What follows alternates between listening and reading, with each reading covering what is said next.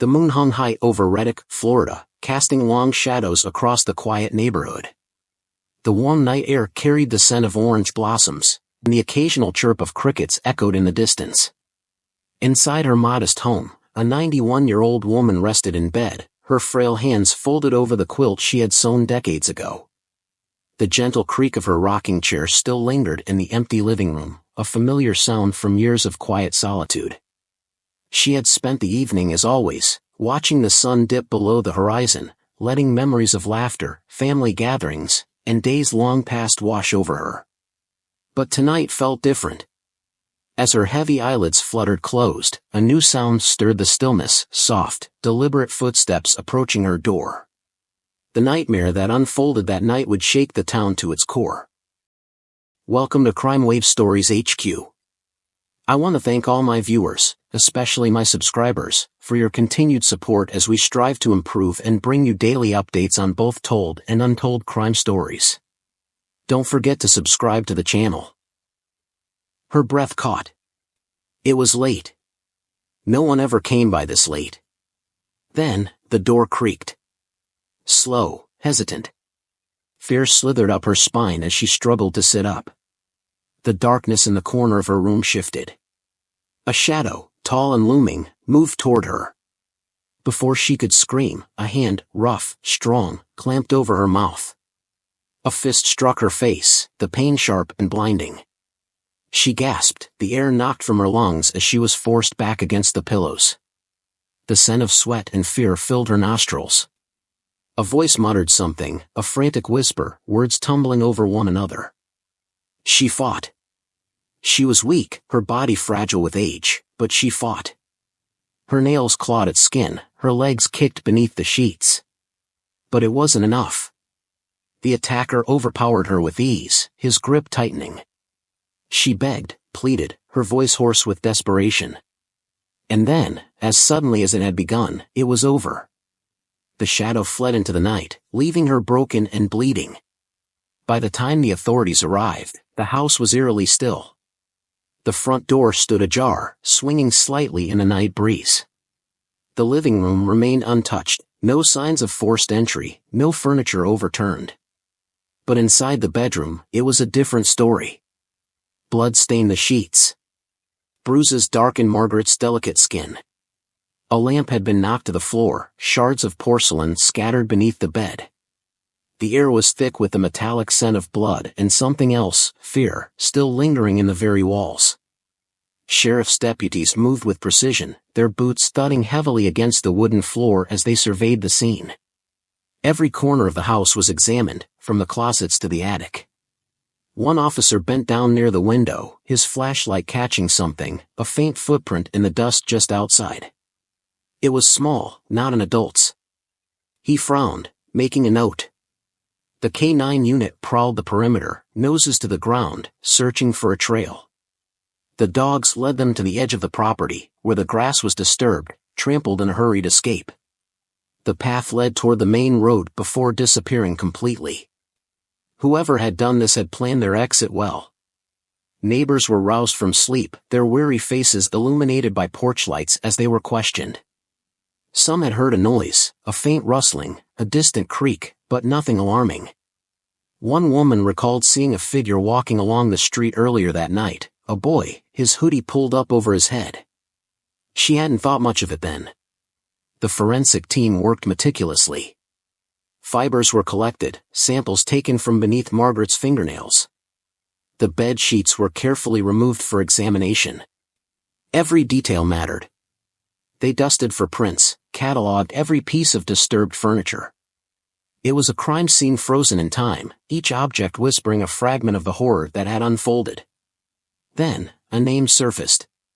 Josh Stone. 14 years old. Earlier that night, Josh had wandered the streets of Reddick, his hands tucked deep into his hoodie's pockets. The air was cool, the occasional car passing by with headlights cutting through the darkness. He wasn't sure why he was out so late, maybe he just didn't want to go home yet. Home felt suffocating.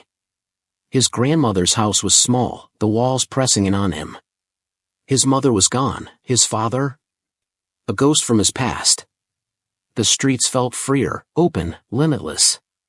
He had spent some time near the gas station, watching strangers come and go.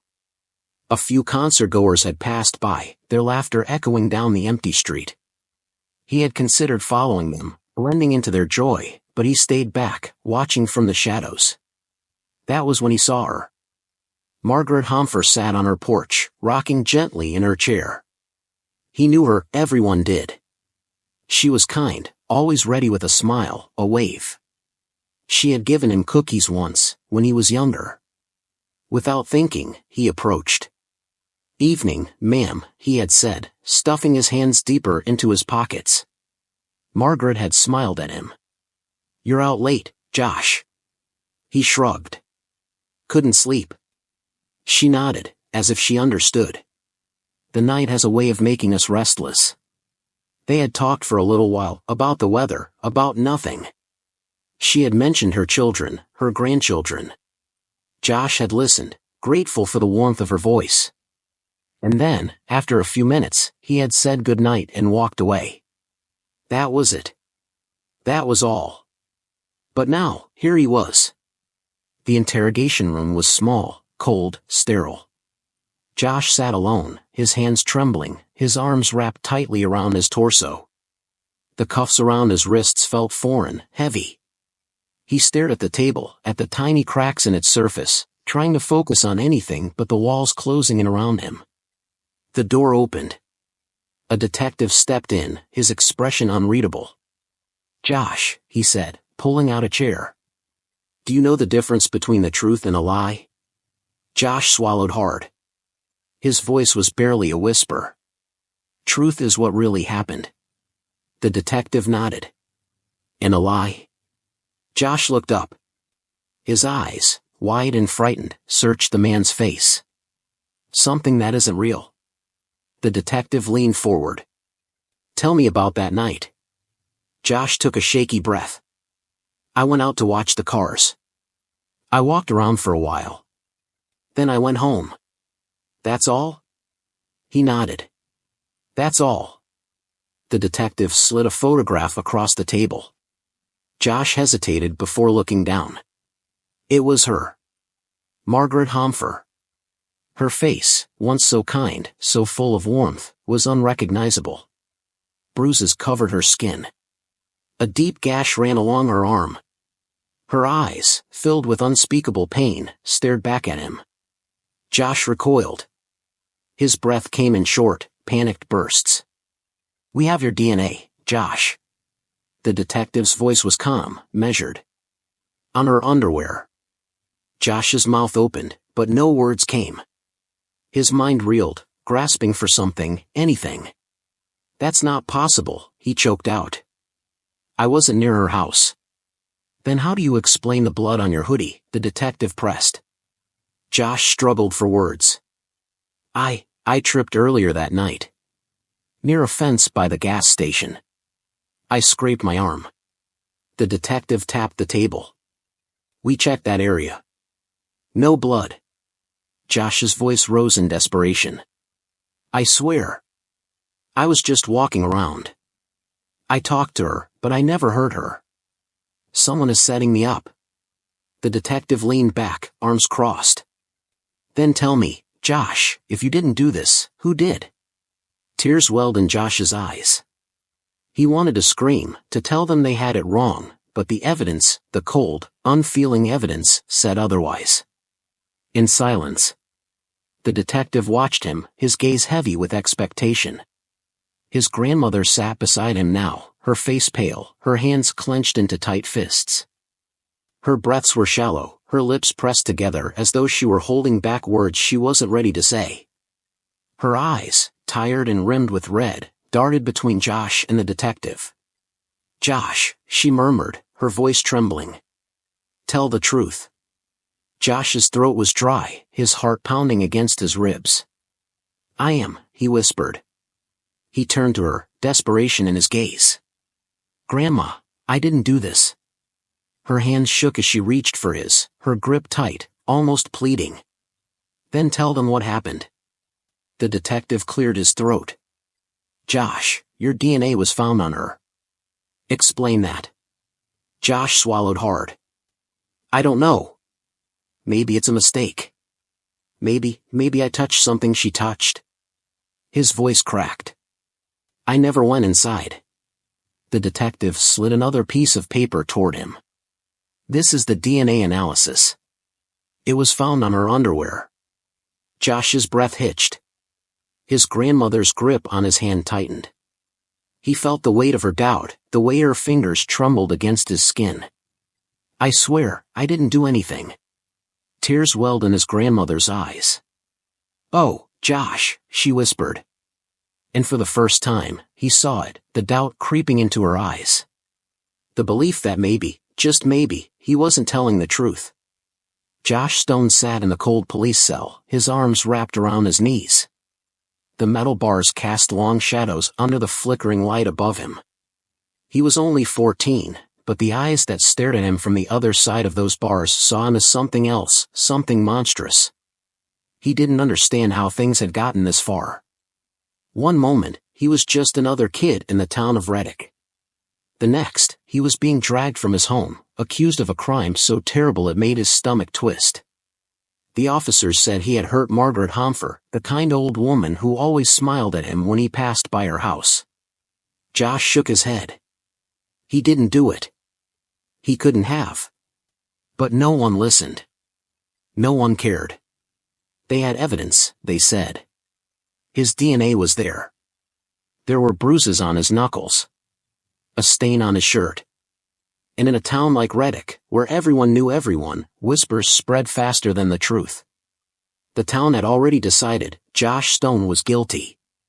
Josh's lawyer pleaded his case in the courtroom, his voice steady but tired. He reminded the judge and jury that Josh was just a boy. Only 14. Too young to have done something so violent, so cruel. But the evidence was too strong. Too damning. The jury watched Josh with cold, unreadable expressions. Some had known him since he was a baby, had seen him play in the streets. Now, they only saw the bruises on his knuckles and the stain on his shirt. They saw Margaret Homfer's fragile, broken body and the fear in her aged eyes. The prosecutor painted a grim picture. Josh was no longer a child in their eyes. He was a monster. Josh's mother wept silently in the back of the courtroom, her hands clasped together as though in prayer. His father sat stiffly beside her, his face a mask of controlled agony. And Josh? He just felt lost. Reddick was never a big town, but it had always been a place of warmth and trust. Not anymore. People crossed the street when they saw Josh's parents. Whispers followed them wherever they went. Their neighbors, the same ones who used to greet them every morning, now shut their doors when they walked by. The local grocery store refused to serve them, and Josh's mother was turned away from the bakery where she had bought bread for years. His father lost his job at the factory, the manager citing company image as the reason. Josh's grandmother, who had lived in Reddick her entire life, was not spared either. She had once been a respected elder in the community, known for her wisdom and kindness. But now, no one visited her anymore. She sat alone on her porch, watching as people hurried past, pretending not to see her. Some even vandalized her home, throwing eggs at her windows and spray-painting hateful words on her fence. Margaret Homfer, the woman Josh was accused of hurting, remained in her small house, forever changed. She no longer went to the market or sat on her porch with her tea.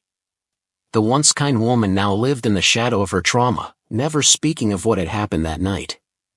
Josh's parents fought to prove his innocence. They demanded another look at the evidence, another investigation.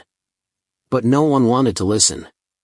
The bank closed their accounts without explanation, and soon, they were forced to sell their home to escape the cruelty of their once friendly neighbors. The town had already chosen its villain. When the verdict came, Josh didn't cry. Guilty. The word rang in his ears, louder than anything else in the courtroom. His mother gasped, and his father closed his eyes, his hands curling into fists. Josh didn't understand. The bruises on his knuckles were from a fight at school, not from hurting Margaret Homfer. The stain on his shirt was from dinner, not from blood. The DNA? He had been in her house before, she had given him cookies just a few weeks ago. But none of that mattered now. The sentence was handed down, and Josh was led away in handcuffs. His mother sobbed as she reached for him, but the guards pulled him from her grasp. The last thing Josh saw before the doors closed behind him was the town of Reddick, watching. Cold. Unforgiving. Years passed, but some wounds never heal. Margaret Homfer passed away quietly in her sleep, never fully speaking of that night. Some said she carried the truth to her grave, but no one would ever know. Josh's grandmother also passed away, her heart too heavy from the shame and isolation. She died alone, her house falling into disrepair, a silent testament to the cruelty she endured. Josh's parents, unable to bear the weight of what had happened, packed what little they had left and moved away from Reddick. Their home was long gone, sold for less than its worth. They carried their grief with them, leaving behind a town that had turned its back on them. Josh's mother stopped speaking of him altogether, as if erasing his name would ease the pain. His father drank more, his once strong hands now trembling with regret. And Josh? He sat behind bars, growing older, growing harder, waiting for a truth that never came. Prison was a world unlike anything Josh had ever known. He was the youngest among men who had committed crimes far worse than the one he was accused of. At first, he kept to himself, trying to stay invisible. But prison had its own rules, its own brutal hierarchy. Fights broke out often, and Josh learned quickly how to defend himself. The bruises on his body became part of his existence. He found solace in books, escaping into stories of worlds beyond the prison walls. A kind old librarian, one of the few who saw him as a boy rather than a criminal, would sneak him extra books when she could. But the hardest part was the loneliness. Nights were the worst. The weight of the injustice crushed him, pressing against his chest like an unbearable burden. He wrote letters to his parents, pouring his pain into words, but most went unanswered. The shame of his conviction followed them, isolating them as much as it did him. As the years passed, Josh hardened. His voice grew deeper, his eyes colder. He was no longer the 14-year-old boy who had been dragged from his home. He had become something else, something prison had shaped. Somewhere, out in the world, the real monster walked free. The real hands that had hurt Margaret Homfer never knew the weight of shackles, never felt the sting of a verdict spoken in a cold courtroom. Because some nightmares don't end when the sun rises. And some truths never see the light of day. If stories like this speak to you, stay tuned. In our next episode, we'll explore another gripping tale of hidden truths, cruelty, and survival. Remember to like, subscribe, and turn on notifications for more. Have you experienced something that changed you forever? Share your story in the comments, your words could be the hope someone else needs.